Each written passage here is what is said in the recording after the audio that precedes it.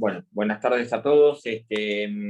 Hoy, siendo la última clase, ya en principio entiendo agotado ya todos los temas y a 2 días del examen.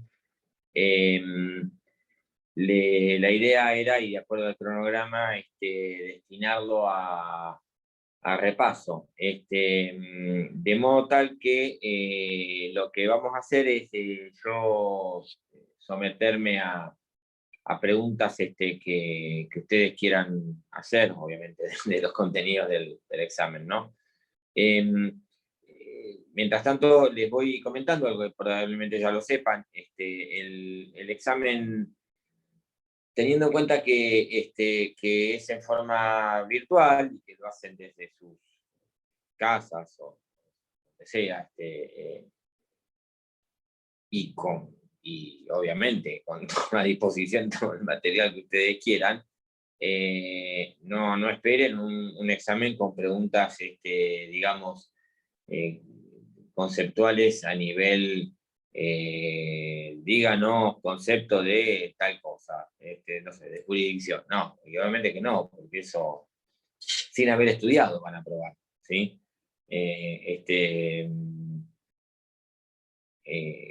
Entonces, eso por ahí en un examen presencial, eso por ahí sí ocurría, pero bueno, en este caso no. De manera tal de que las preguntas van a requerir conocimientos, y, y también pensar un poquitito la respuesta, ¿sí? El examen tendrá unas 22 preguntas, de las cuales hay 20 que son de sistema con opciones, multiple choice, o verdadero o falso. Es decir, son preguntas que se contestan marcando, tildando, ¿no? Una cruz. Y, y hay 2 preguntas que sí van a requerir escribir, pero repito, no van a ser de concepto, ¿sí? Van a requerir que ustedes sepan conceptos, ¿estamos?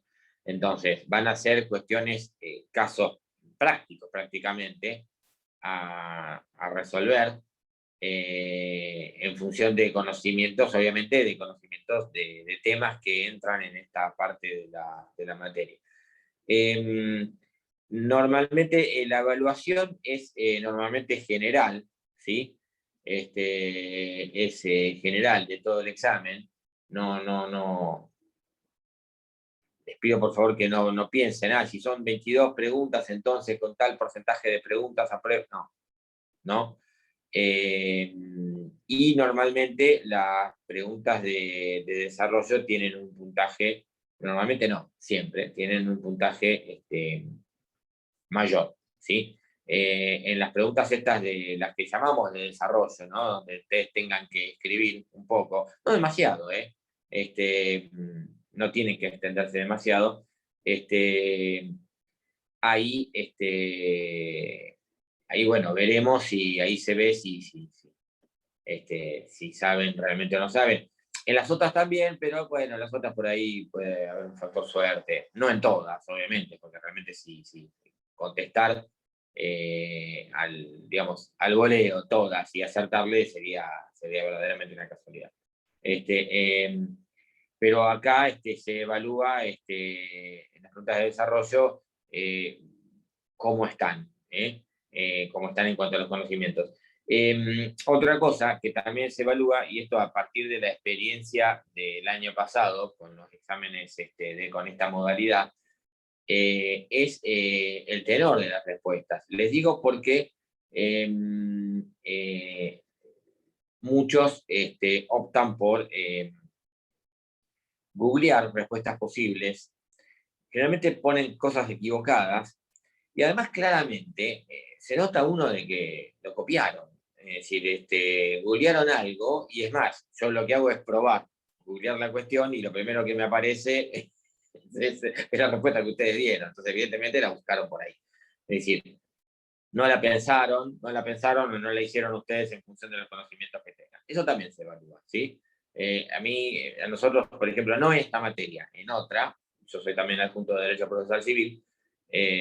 La otra vez en un examen hubo una alumna que en realidad los exámenes nosotros los hacemos ahí siempre orales, pero por una cuestión, supuestamente por una cuestión médica, no podía escribir, no sé, bueno, no escuchaba, no sé, no escuchaba bien, entonces pidió hacerlo en forma escrita, lo hizo en forma escrita y las respuestas eran todas googleadas, pero mal googleadas, ¿no? Pero porque ponía cualquier cosa y claramente estaba copiado de algún lado, que además vimos de dónde. Bueno, eso también obviamente se evalúa. Y otra cosa es, vamos a sincerarnos un poquito, es decir, yo ya sabemos, y esto sabemos que va a ocurrir, que hay un chat de WhatsApp paralelo donde se van tirando respuestas. Entonces por ahí uno dice, es por acá, la respuesta es tal, y por ahí está mal, y todos la copian, y yo veo que todos ponen la misma respuesta mal, así, exactamente igual. Y digo, bueno, o todos pensaron igual, o evidentemente se copiaron, ¿no? Eso también se evalúa, ¿sí? Porque yo no puedo evaluar de la misma manera una persona que me googleó una respuesta que otra que claramente la puso, que pudo haber estado no del todo acertada, pero se equivocó con lo que sabía, ¿sí? Después veremos si mucho, mediano o poco, ¿sí? Se van a tomar preguntas de todos los temas, en el caso de los alumnos de elementos de educación profesional, también del viejo módulo 1, es decir, las preguntas de cualificación y universidad, es decir, el régimen del abogado y de universidad, también. En el caso de teoría general de proceso, no, obviamente. No todos los exámenes van a ser iguales, es decir, les digo, para que digan, ¿cuál es la respuesta de la 4? Bueno, es la C, la opción C. Bueno, por ahí le están errando, porque la 4 de uno no es la 4 de otro. Por ahí no, seguro. Les aviso. ¿Está? Así que, si me preguntan cuántos temas hay, no, múltiples temas, porque las preguntas van a estar todas mezcladas. Es decir, hay cargados un lote, no de 22 preguntas, hay cargados un lote de muchas más preguntas. No les puedo decir cuántas porque no las conté, pero debe haber, no sé, 60 preguntas por lo menos cargadas, o más, no, más. Porque yo de haber hecho, la pregunta la hice yo, así que cuando se acuerden de la pregunta, si se quieren acordar de alguien, acuérdense de mí. La doctora Novoa, ni Giovanello, ni Vicena tiene nada que ver. Y, em, las preguntas se cargan y los parciales no vienen en el mismo orden, ¿sí? Ni las mismas, ¿sí? El sistema las hace una especie de random, ¿no? En forma aleatoria. Sí están pautados que hay tantas de tal bolilla, de tal otra, y 20 de multiple choice o verdadero o falso, y 2 de las que llamamos, entre comillas, de desarrollo, ¿sí? Que no, repito, no es demasiado desarrollo, es decir, lo que tienen que hacer ustedes es contestar cosas que son en realidad puntuales, no les llevan más de 2 3 renglones, ¿estamos? Pero tienen que darle un fundamento normativo, ¿está? Pero no hace falta que me transcriban, que eso es otra cosa. Es decir, si citan una norma, no hace falta que me la transcriban al pie de la letra, porque claramente pintaron y pegaron. Es decir, eso yo la verdad no me impresionan con eso. Es decir, que me copien un artículo de internet, no suma demasiado. Sí suma que diga, no, esto es así, se resuelve de esta cuestión por tal norma. Aunque no se acuerden exactamente el número de artículos, ¿está? Es decir, bueno, la ley, ¿no? ¿Cuál es? Pero pero que tenga un fundamento acertado, que esa es otra cuestión, ¿eh? Porque a veces se le plantea una cuestión en las preguntas de desarrollo y dicen, la resolución, pasó esto, el juez resolvió esto. ¿Está bien la resolución, sí o no? Sí, está bien. Bueno, pero decime por qué. Si me dicen sí, está bien, no, está mal, o sea, nada más, no es válida esa respuesta, o no la puedo considerar como acertada. Es decir, porque eso lo pueden haber hecho de casualidad. Imagínense que decir está bien o está mal es un 50% de posibilidad de acertar.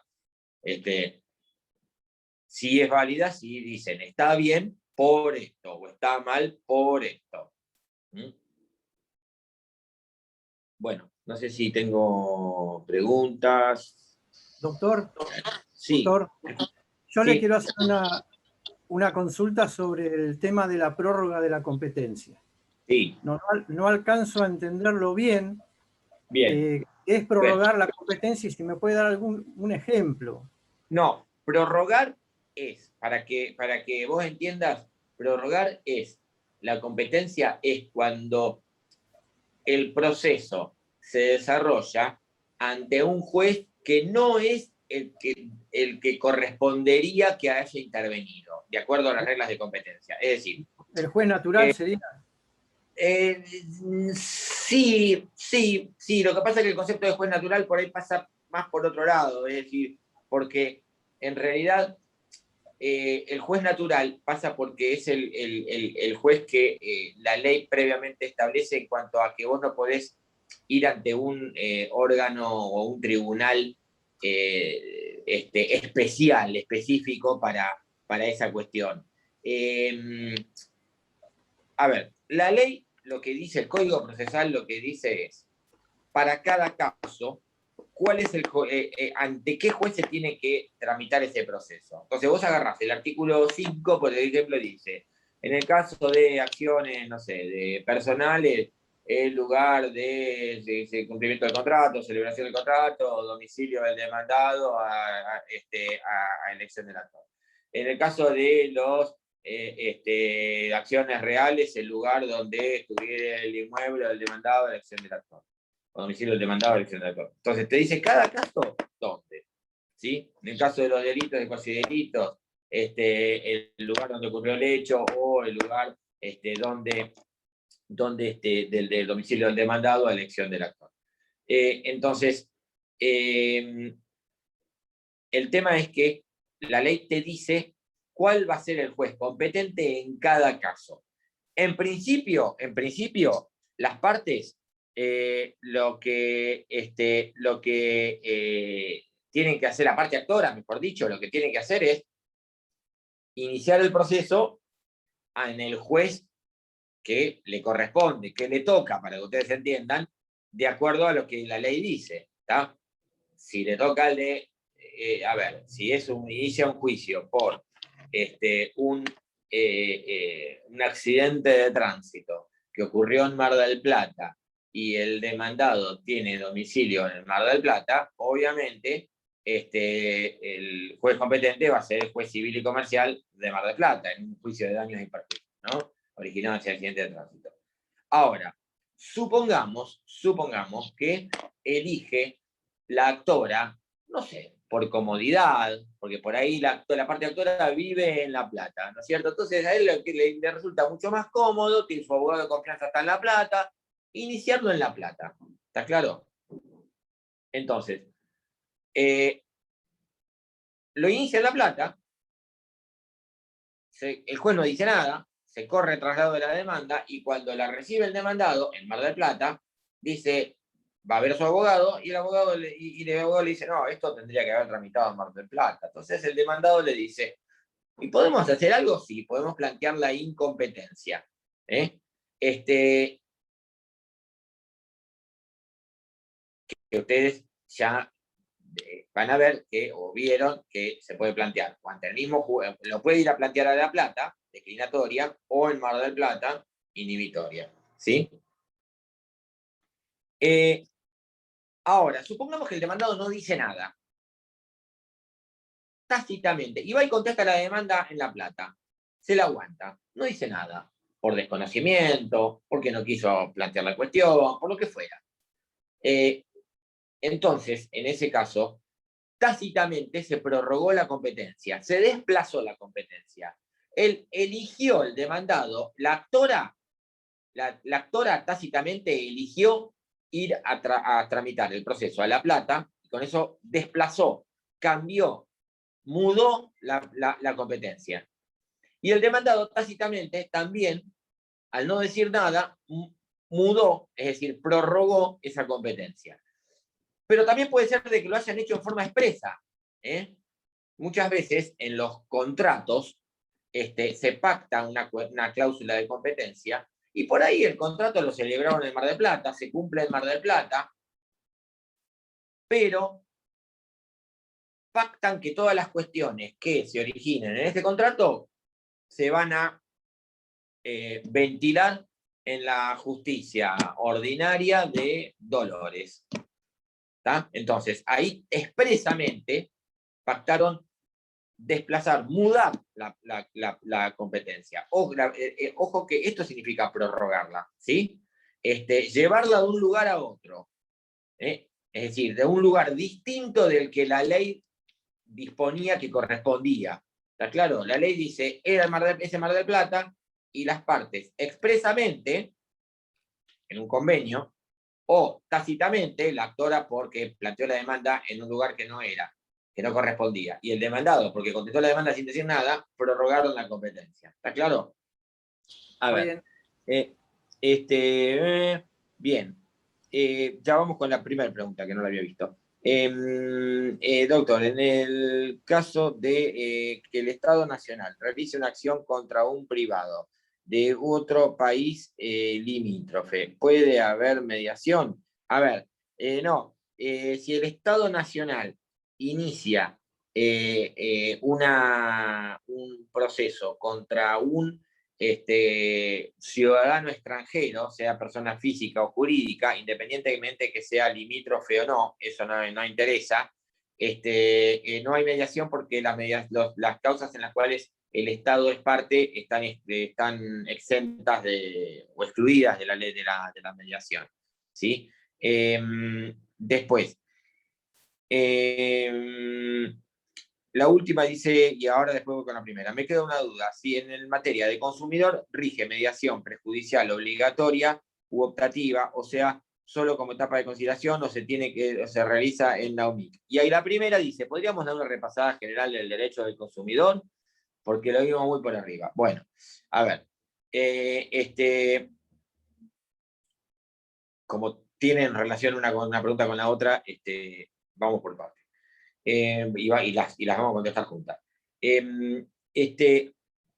Ustedes, en materia de derecho del consumidor, tienen, por un lado, la posibilidad de iniciar un proceso administrativo en la OMIC, ¿sí? Es un órgano municipal.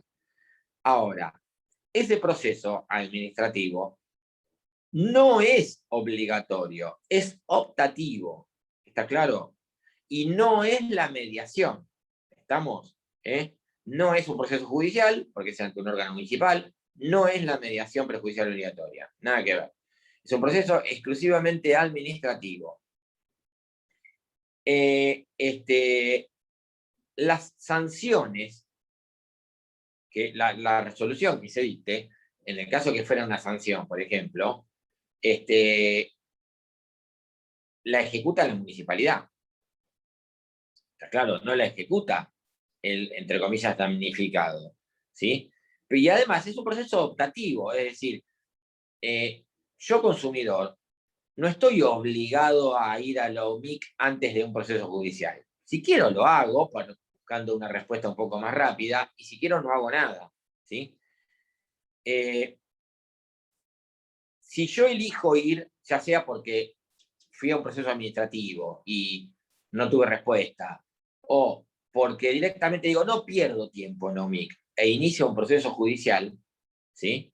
Que es otra cosa, ahí sí tengo que transitar la etapa de mediación prejudicial obligatoria, ¿sí? ¿Está claro? Entonces, voy a iniciar la mediación, ¿sí? Y si fracasa la mediación, interpongo una demanda interpongo la demanda ya iniciando un proceso judicial. ¿Está claro? Que obviamente va a ser competencia de un juez civil y comercial en la provincia de Buenos Aires, ¿no?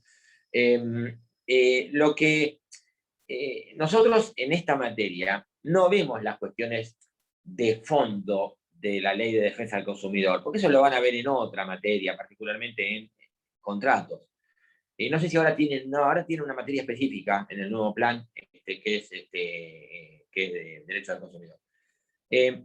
Lo que vemos son las aristas procesales que presenta el proceso donde se defiende el derecho del consumidor. Fíjense a ver, en el programa lo tenía acá a mano, pero el programa, fíjense que les indica les indica cuáles son estas cuestiones. El tema de, por un lado, la gratuidad, ¿sí? El consumidor tiene no está obligado a abonar la tasa de justicia y la sobretasa de justicia cuando inicia, es decir, cuando uno inicia un proceso judicial, el Estado le exige pagar un impuesto, una tasa en realidad, que es la tasa de justicia, que es el 2,2 del monto reclamado. Cuando se invocan o se reclaman derechos de defensa del consumidor, el consumidor está eximido de pagar esa tasa de justicia, ¿sí? Pero sí puede ser condenado en costas, que es otra cosa. Por eso no es exactamente igual a un beneficio de litigar sin gastos. Otra cuestión es la de la ampliación de la legitimación pasiva, activa, porque los derechos del consumidor pueden ser reclamados ya sea por una persona en concreto, puede ser un conflicto individual, el que compró, no sé, un vehículo contra la terminal automotriz, porque el vehículo presenta algún tipo de vicios. Pueden ser varios consumidores individualmente considerados que están en la misma situación, o puede ser también en los derechos de incidencia colectiva, una asociación, una asociación, una ONG, por ejemplo, Asociación de Consumidores de Telefonía Celular de Mar del Plata, pongámosle, ¿sí? En ese caso, eso nos lleva a otra de las características, fíjense en la Ley de Defensa del Consumidor, que es la de el efecto expansivo que tiene la cosa juzgada, porque la cosa juzgada se extiende a todos los que están en la misma situación, excepto que se presenten en el proceso y digan, yo no participo de esto. Pero lo contrario se extiende a todos los que están en la misma situación. Este es el motivo por el cual, por ejemplo, cuando hay un amparo de una asociación de usuarios de gas, por ejemplo, contra la empresa que presta el servicio de suministro de gas, Camus y Gas Pampeano, Sociedad Anónima, por ejemplo, por ahí el amparo lo firmaron un número determinado, reducido de usuarios, no todos los usuarios de Mar del Plata, lo firmaron por ahí 50 usuarios, o una asociación, ¿sí? Y en ese amparo, supongamos que ese amparo tenga finalidad detener, impedir o dejar sin efecto una suba de tarifas, ¿sí? O una forma de cálculo en la suba de tarifas. Si esa pretensión tiene prospera, se van a ver beneficiados, no solamente los que firmaron la demanda, sino también todos los demás usuarios, ¿sí? Eso es lo que se denomina el efecto expansivo de la cosa juzgada. Y los efectos de la sentencia que se dicte no se aplican solamente a los que participaron como parte en ese proceso, sino también a todos los que estén en la misma situación. Otra cuestión es el tema de las cargas probatorias. ¿Por qué? Porque en materia de consumidor, 1735 creo que es el Código Civil Comercial, se aplica en las cargas probatorias dinámicas. ¿Qué significa eso? Que va a probar un hecho, tiene que probarlo quien esté en mejor condición de hacerlo. ¿Está claro? Muchas veces la prueba de un hecho depende de elementos, de fuentes de prueba que no están en poder de quien tiene la carga de probarlo. Por ejemplo, si yo como usuario invoco que la empresa prestataria de servicios públicos está realizando trabajos u obras de readecuación de la red que son defectuosos, obviamente que hay un montón de elementos probatorios, qué tipo de trabajo están haciendo, cómo lo están haciendo, cuándo empezaron, cuándo terminaron, que están en poder de la empresa prestadora de servicios públicos. Es esa empresa la que tiene que mostrar la documentación. No la tengo yo, usuario, la tienen ellos, ¿está claro? Entonces son ellos los que, no basta con que nieguen y se cierren una negativa, sino que tienen que mostrar las cartas para que ustedes entiendan. A eso me refiero con la doctrina de las cargas probatorias dinámicas.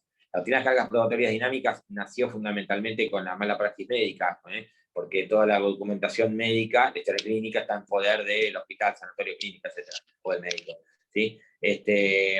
Y después se trasladó a otras cuestiones como la defensa de los derechos de defensa o la defensa del derecho del consumidor. ¿Sí? Entonces, son esas características procesales en las cuales ustedes tienen que tener, o las cuales tienen que tener presente a la hora de referirnos a la ley de defensa del consumidor. No después todas las cuestiones, si es nulo un contrato, cuándo, no, eso no nos metemos porque no lo vemos en esta materia, ¿sí? Lo van a ver en otra. ¿En qué casos se da la mediación prejudicial obligatoria y en qué casos no? Bueno, esto es simple, miren los artículos 4 y 5 de la ley. En la provincia de Buenos Aires, la regla es la mediación, que todas las cuestiones tengan que atravesar, los procesos judiciales tengan que atravesar una mediación prejudicial obligatoria. Pero, el artículo 4 les marca una serie de excepciones. Las cuestiones donde el Estado nacional, provincial o municipal es parte, las cuestiones, las de familia, dice divorcio, nulidad de matrimonio, alimentos, tenencia de hijos, régimen de visita, las cuestiones de los procesos voluntarios, los concursales y sucesorios, o universales, si ustedes quieren, los amparos, las medidas cautelares, el beneficio del final sin gastos, y también los procesos donde un menor es parte, pero aclaro yo, donde es parte actora, no si es parte demandada, ¿sí? Si es parte actora, el menor no es necesario que atraviese, no es obligatoria la mediación prejudicial. Y en el 5, ojo, porque establece dos casos que son el juicio ejecutivo y el desalojo, donde es optativa, pero optativa a criterio de quién? Optativa a criterio del requirente, del que reclama, no del requerido. Es decir, que si yo inicio una demanda, si yo quiero iniciar una demanda de desalojo, no estoy obligado, yo soy el abogado del locador, es decir, del que alquila un inmueble y no le pagan los alquileres hace 8 meses. Quiere iniciar el desalojo por falta de pago. Entonces mi cliente me dice, ¿es necesario hacer una mediación previamente? Porque a mí me contaron esto de la mediación, la provincia de Buenos Aires. No, no es necesario. Ahora, si la parte actora, la que reclama, el requirente en la mediación, decide ir a la mediación, puede hacerlo, es optativo, y el requerido no puede negarse, está obligado a participar de la mediación. Él no puede decir, no es obligatoria, es decir, es optativa en el juicio ejecutivo, ejecución de cheque, pagaré, saldo deudor de cuenta corriente, bueno, esos casos, ejecución de alquileres, en esos casos, y en el desalojo, es optativo para el que reclama. Una vez que el que reclama apretó el botón de la mediación e inició la mediación, el requerido está obligado a participar de la mediación como si fuera cualquier otro caso, como si fuera obligatoria. En el supuesto en que un denunciante y una empresa prestadora de servicios lleguen a un acuerdo en vía administrativa, ¿quién homologa dicho acuerdo? No, el acuerdo lo puede homologar la propia, lo puede homologar la autoridad administrativa. Está claro, no hay inconveniente que eso ocurra, ¿sí?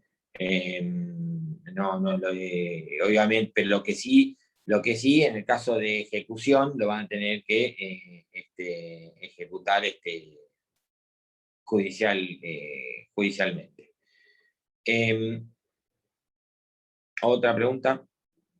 Doctor, le hago una consulta. Sí, Me voy al artículo 37 del fallo plenario. sí, El inciso B, sí, lo puedo leer en un segundo. sí, En la Cámara de Apelación y Garantías en lo penal deberá solicitar la reunión plenaria de tribunal de oficio a la sala que le toque intervenir, pudiendo hacerlo además el acusado, su defensor y el Ministerio Público. ¿Esto quiere sí. decir que, por ejemplo, el letrado puede convocar a un fallo plenario? Sí, y en los civiles también. Es decir, a ver, la regla es que o lo puede hacer el tribunal de oficio, la Cámara de Apelaciones de oficio, en civil también, o a pedido de parte.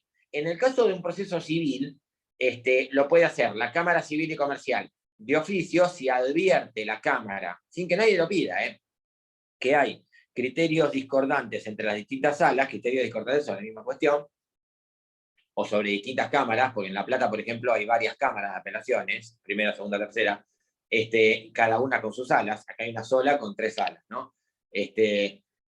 Entonces, repito, puede hacerlo, convocar a un plenario la Cámara de oficio, si los jueces advierten esta situación, o puede pedirlo, estamos hablando del proceso civil, cualquiera de las partes, ¿sí? O las dos, si quieren, ¿sí? No sería común, pero puede ocurrir. En el proceso penal, lo mismo. Puede convocar a un plenario la Cámara Penal de oficio o lo pueden pedir las partes en el proceso penal, porque en realidad lo que hace es enumerar las partes, es decir, la defensa, el Ministerio Público, fiscal, o bueno, repito, la Cámara de oficio puede convocar al plenario, ¿sí? Es decir, en el caso que lo pidan, en el caso, y respondiendo a la pregunta concretamente, el imputado con su abogado defensor o lo pida el agente fiscal, es decir, el Ministerio Público Fiscal, en ese caso lo que hacen es presentar un escrito en el cual manifiesten que advirtiendo, existen en la Cámara disparidad de criterios sobre esta cuestión, van a tener que mencionar los fallos, tal fallo que dice blanco y tal otro que dice negro. Entonces solicito la convocatoria, que la cuestión se resuelva mediante la formación de un acuerdo plenario. Y después Bueno, la pero Cámara de ahí decide. que lo plantees ¿Sí? y que te lo den, hay mucha diferencia, ¿o no? No, bueno, sí, esto va a ser a criterio de la Cámara respecto de si realmente hay un criterio discordante entre una cuestión y otra, ¿sí? Leí que en los supuestos de competencia federal en la que una provincia sea parte, la Corte Suprema restringe su competencia originaria, disponiendo que no bastaría que una provincia fuese parte. La materia del pleito tiene que ser de naturaleza federal o de naturaleza civil. En ese caso, ¿cómo se resuelve? En el caso de las instancias inferiores, por apelación, sí, en el caso no basta con que una provincia sea parte, sino que tiene además que ser una cuestión donde no estén controvertidas normas locales, ¿sí? Tiene que ser esencialmente federal. Que esto nosotros lo explicamos en clase con el presidente Barreto. Yo les conté las chicas que habían variado en un enfrentamiento entre policías y delincuentes en Avellaneda, y una chica recibe una bala que fue disparada por un efectivo policial, que le provoca la muerte. Los padres de esa chica dicen: nosotros vivimos en la ciudad de Buenos Aires, capital federal, es otra jurisdicción, y por lo tanto es competencia originaria. La Corte le dice, esto es en el 2006, le dice: no, no es competencia originaria, porque ustedes están discutiendo normas de carácter local como es las que regulan la actuación de la policía bonaerense. Así se resuelve y lo mandan a instancias, a un juzgado federal de primera instancia, ¿sí? Y comienzan las instancias inferiores, ¿sí? En un juzgado federal de primera instancia. Esa es la respuesta al final de la pregunta.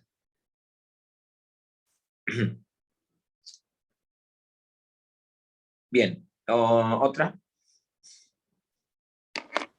Profe, oportunamente la profesora Gianovello el día 26 del mes pasado Sí.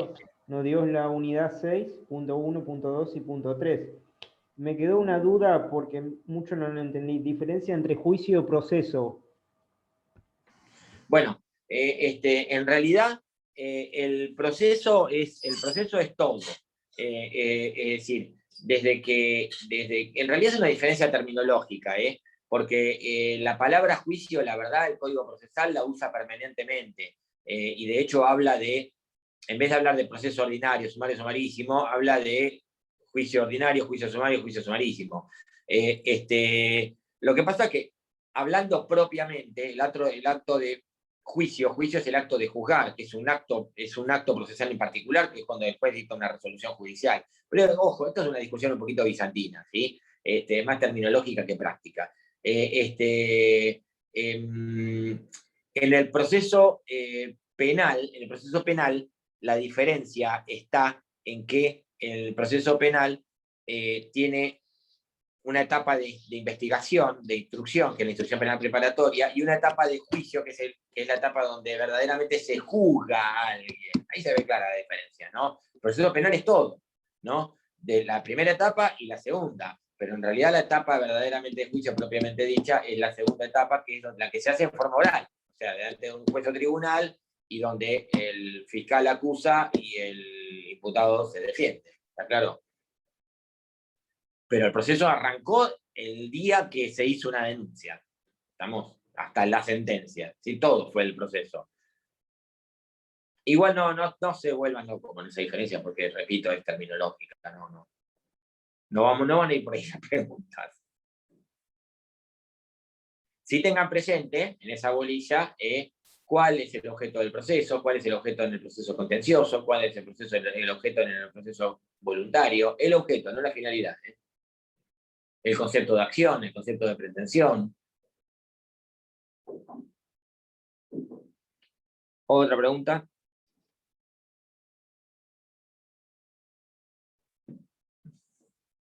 Está clarísimo todo.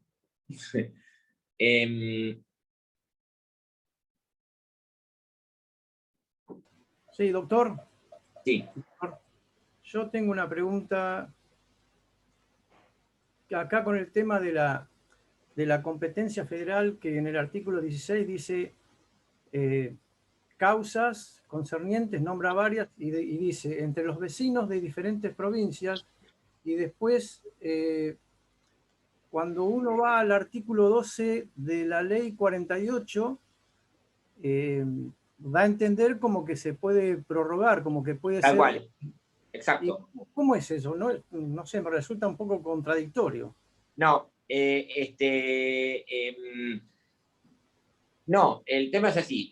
La competencia federal, en principio es improrrogable.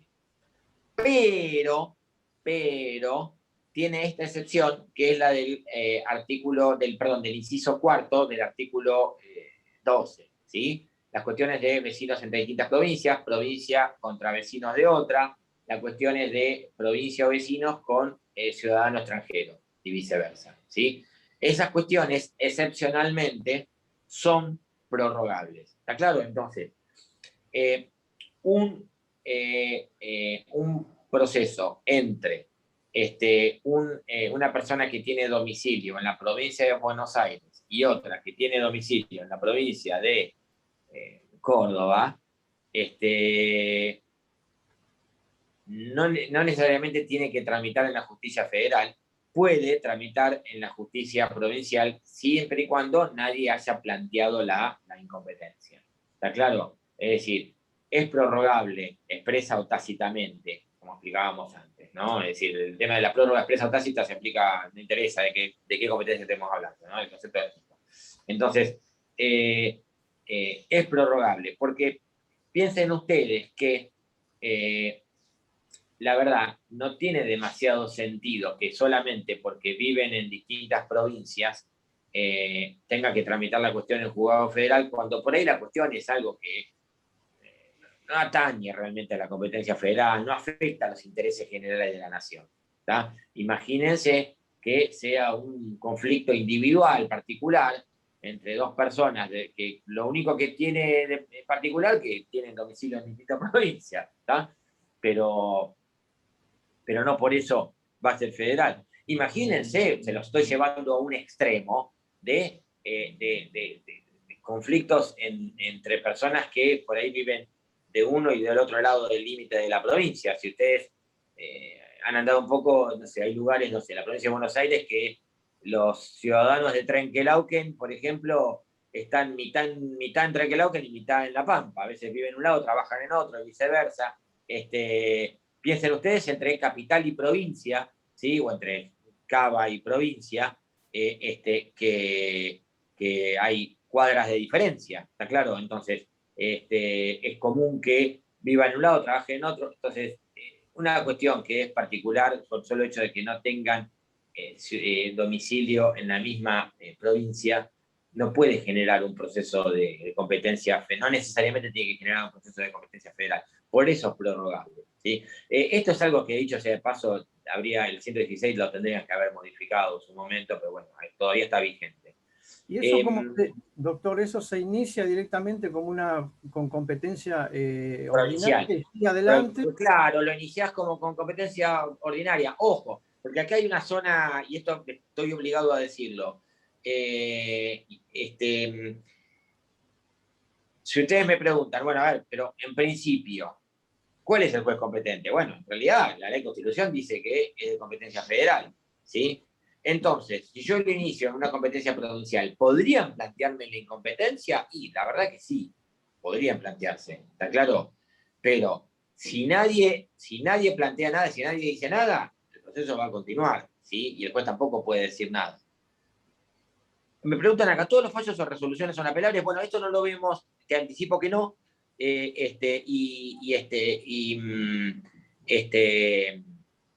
no lo vemos en esta parte. ¿Por qué? Porque las sentencias definitivas sí necesariamente, esto sí lo vemos en esta parte, tienen que ser susceptibles de alguna instancia de revisión, porque eso tiene que ver con la garantía del debido proceso. ¿Está claro? Ahora, en un proceso, además de las sentencias definitivas, se dictan una serie de resoluciones que no son definitivas, providencias simples, sentencias interlocutorias. Esas a veces son apelables y a veces no, ¿sí? No lo vemos en esta parte. Lo vamos a ver sí o sí en la segunda. La Subsecretaría de Empleo y la OMIC, ¿es lo mismo? No, que yo sepa, no. La OMIC es solamente Defensa del Consumidor, la Subsecretaría de Empleo es otra cosa. Buenas tardes. ¿Podríamos repasar el tema de clasificación de procesos y las diferencias entre pretensión civil y penal? El tema de clasificación de procesos, sin perjuicio que también lo vamos a ver en la segunda parte, la clasificación de procesos consiste en procesos, por un lado ustedes lo pueden clasificar de acuerdo a el grado de, pero no lo vemos igual, no lo vamos a ver ahora, lo vemos en la segunda parte, de acuerdo al grado de conocimiento que tenga el juez, que tenés procesos de conocimiento y procesos de ejecución, dentro de los de conocimiento ordinarios, sumarios, sumarísimos, de ejecución de sentencia, juicio ejecutivo y ejecuciones especiales, los que están en el código, en el índice, agarren el índice del código, está ahí.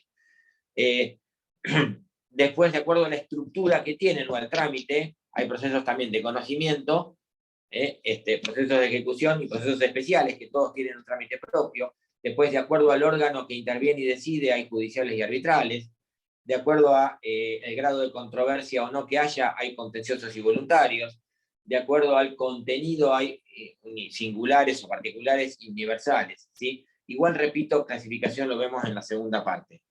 Respecto a las diferencias entre pretensión civil y pretensión penal. Las diferencias siempre fueron claras y últimamente, en los últimos años, las distintas reformas se han encargado de que no lo sean tanto. ¿Por qué? Porque la pretensión civil es esencialmente privada. ¿Esto qué significa? Que únicamente puede ser iniciada, promovida por un particular, o por el Estado en algunos casos, pero por el titular del derecho que en principio ha sido violado, o el derecho o el supuesto titular del derecho cuya reparación se solicita en el proceso. Es al único que le interesa la tutela de ese derecho, ¿sí? Al titular de ese derecho. Por eso es una pretensión de tipo privada o particular.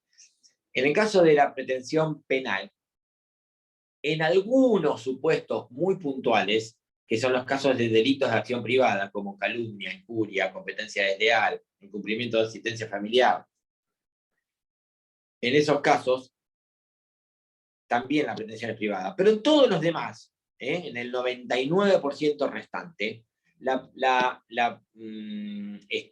pretensión es pública, ¿sí? ¿Esto qué significa? Que es ejercida por el Ministerio Público Fiscal. El Ministerio Público Fiscal, a través del agente fiscal particularmente, no actúa a nombre propio, sino que representa a toda la sociedad que se considera lesionada por la comisión de un delito. Es decir, en el Código Penal hay 3 tipos de delitos. Los delitos de acción privada, que son calumnias, injuria, competencia desleal, que esos generan un proceso que se llama querella, que ese sí es de tipo privado. Es decir, ahí sí la pretensión es privada. De hecho, se puede conciliar, renunciar, desistir, etc.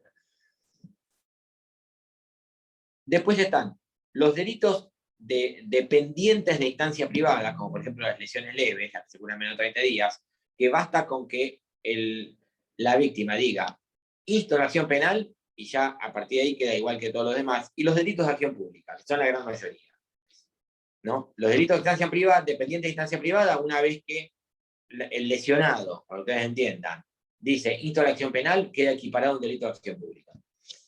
Y la gran mayoría son los delitos de acción pública. En los delitos de acción pública se considera que el agraviado, el lesionado, cuando se comete un homicidio, por ejemplo, el agraviado, el lesionado, no es solamente la víctima, el familiar de la víctima, los amigos de la víctima, el vecino de la víctima, no. Es toda la sociedad que se considera lesionada por la comisión de ese delito, y a toda la sociedad le importa, le interesa que se determine quién es el responsable penal de ese delito y se le aplica la pena que la ley corresponde, que le establece. Entonces, toda la sociedad va a tener que estar representada por alguien. ¿Por quién? Por el Ministerio Público Fiscal, el agente fiscal. Cuando el agente fiscal va a un juicio oral y acusa, ¿sí? Y pide que se decrete la culpabilidad o se declare la culpabilidad de él o los imputados y se le aplique X pena, no lo está haciendo a título personal. Tampoco lo está haciendo por la víctima que está sentado al lado o atrás. No, lo está haciendo en representación de toda la sociedad. Ese es el motivo por el cual en algunas legislaciones, como en Estados Unidos, el fiscal se elige popularmente, ¿sí? Fíjense, ustedes habrán visto, para que ustedes lo entiendan, no sé, en las películas, que a veces cuando esa película donde aparece un juicio, en las películas norteamericanas, que dicen el pueblo de Massachusetts, pongamos, contra fulanito. ¿Por qué? Porque ahí se ve clarito, ¿no? Pero acá es lo mismo, no lo decimos de esa manera, pero en realidad la idea es la misma. El fiscal está actuando en representación en el caso del fiscal de la provincia de Buenos Aires, de la provincia de Buenos Aires, ¿sí? El agente fiscal, no el fiscal de Estado, que es otra cosa, el agente fiscal.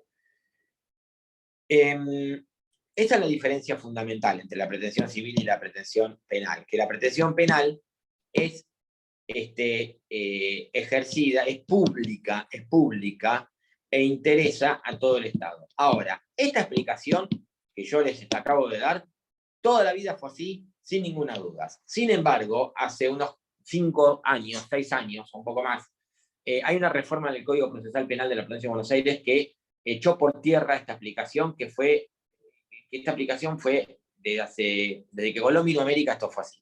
La pretensión civil es privada y la pretensión penal es pública. Bueno, ahora ya no están así. ¿Por qué no están así? Porque actualmente el Código Procesal Civil y Comercial el Código Procesal Penal de la Provincia de Buenos Aires permite que si el agente fiscal considera que no tiene elementos para llevar a juicio oral al imputado, o en el juicio oral, para continuar con el juicio oral, y dice, no tengo elementos para acusar, no tengo elementos, no tengo pruebas, no tengo de qué agarrarme, para que ustedes entiendan. Si la víctima ha asumido el rol de particular damnificado, no nos vamos a meter que es un particular damnificado, en el proceso, y es parte en el proceso, no basta con ser meramente víctima, sino que es parte de calidad de particular damnificado, puede el particular damnificado él deducir la acusación.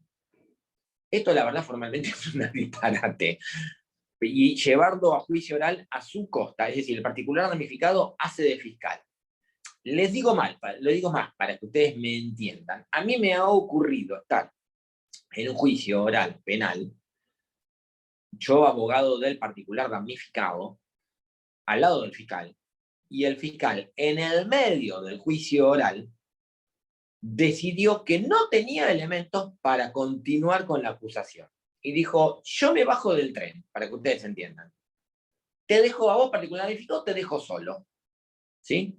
Y yo como particular damnificado continué con el juicio oral y deduje la acusación. Es decir, un particular deduciendo una acusación, una acción pública. ¿Sí? Es una locura, ¿no? O sea, formalmente, realmente, conceptualmente es una locura, pero es lo que hay en este momento. Por eso esta clásica diferencia de la pretensión penal es pública y la pretensión civil es privada ya no es tan así, ¿sí? Diferencia entre mediación, conciliación y negociación. Bueno, a ver. Bien, la mediación es prejudicial, ¿sí? Es prejudicial, antes del proceso. Ahora, en la mediación se produce una negociación, necesariamente, ¿sí? Ahora, una mera negociación es otra cosa. La negociación solamente es que yo llamo a la abogado de la otra parte y le digo, mira, tengo esta propuesta, vos que pasásela a tu cliente, contestame en 2 par de días. Eso es una negociación. Ahora, cuando esa negociación, yo inicio una mediación y nos sentamos delante de un mediador y esa negociación la estamos llevando adelante de un mediador, ahí ya estamos en el marco de una mediación. Y si llegamos a un acuerdo, ese acuerdo, o sea, esto implica una conciliación, pero en realidad la conciliación propiamente dicha, la conciliación es con un juez. ¿Sí? Cuando en el marco de un proceso judicial las partes llegan a un acuerdo delante de un juez. Delante de un juez. Van a una audiencia y llegan a un acuerdo con un juez. ¿Sí? Esa es la conciliación. Una persona que es notificada en pergamino de una demanda que se promueve en un juzgado civil y comercial de Necochea. Este es un caso de un examen viejo. Sí, me parece. Si quiere plantear la incompetencia, puede elegir entre la declinatoria y inhibitoria o puede plantear las dos al mismo tiempo. A ver, lean el código, ¿sí? Si es notificada en pergamino de una demanda que está en un juzgado civil y comercial de Necochea, están en distintos departamentos judiciales. Entonces, en ese caso, puede elegir la declinatoria y la inhibitoria. Ahora, no puede las dos al mismo tiempo, una o la otra. Es decir, si quiere, puede irse a Necochea y plantear la declinatoria. Y si quiere, se queda en pergamino, se presenta ante un juez de pergamino y le dice, señor juez de pergamino, me están notificando una demanda que está en Necochea. Yo creo que tendría que ser, no en Necochea, tendría que ser en pergamino. Le pido que se declare competente y pida las actuaciones y que se resuelva la cuestión de competencia. Entonces, si el juez de pergamino se declara competente, en ese caso lo comunica al juez de Necochea, y si el juez de Necochea mantiene su, porque para el juez de Necochea dice, no, tenés razón, tiene que ir a pergamino, y manda todo a pergamino. Si el juez de Necochea mantiene su competencia, se genera un conflicto de competencia. Y tengan presente que uno tiene que resolver siempre el superior común, en ese caso la Suprema Corte de la provincia. Porque no la Cámara de Pergamino, no la Cámara de Necochea, la Suprema Corte de la provincia. Pero no las dos al mismo tiempo, o una u otra. Lo que pasa es que si son de distinto departamento judicial, tienen la posibilidad de De lo contrario, solo declinatoria. Doctor, a mí me queda ahí la duda de cuándo se plantea la declinatoria y cuándo la inhibitoria. La declinatoria se plantea, la regla es la declinatoria, es decir, tenés que plantear la incompetencia ante el mismo juez que está interviniendo. Tenés que ir al mismo juez que está interviniendo y decirle, señor juez, usted es incompetente para intervenir en este caso. Aclaro, a esta altura no tendría que aclararlo, pero incompetente tiene que ver con que, de acuerdo a las reglas de competencia, no que es incompetente desde el punto de vista de su preparación, formación o idoneidad. Usted no tiene competencia para intervenir en este caso. Eso es la declinatoria. Ahora, si la cuestión de competencia es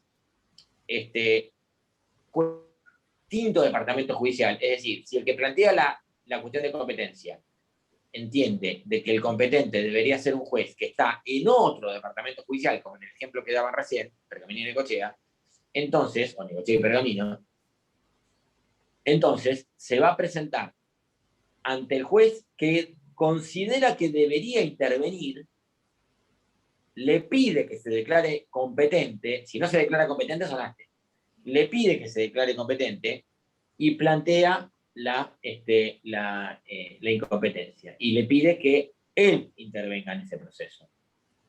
Eso se llama inhibitoria. O sea, cuando declinatoria se plantea la cuestión de competencia ante el juez que está en este momento interviniendo, donde está el proceso. Inhibitoria se plantea la cuestión de competencia ante el juez que considero yo, que planteo la cuestión, que debería intervenir. ¿Sí? O sea, la inhibitoria siempre es cuando hay diferencias de departamento o puede ser también... Cuando hay diferencia de departamento. Está bien. Bien. Otra.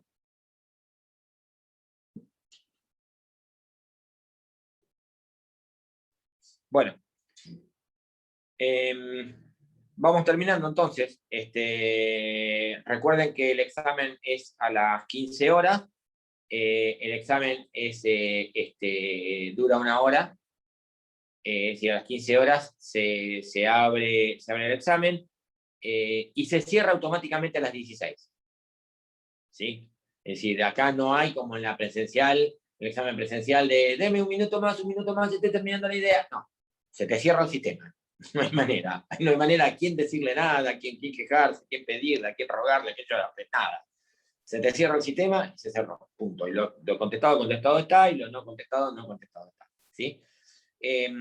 Normalmente una semana después, en el mismo horario, sin perjuicio que se publiquen antes, pero una semana después se hace la publicación oficial de las notas y la revisión para aquellos que quieran tener una instancia de revisión. Y una semana después de eso es el recuperatorio. ¿Sí? Es así la cuestión. Después del recuperatorio se retoman las clases. ¿Sí? Bien. Bueno, vamos terminando.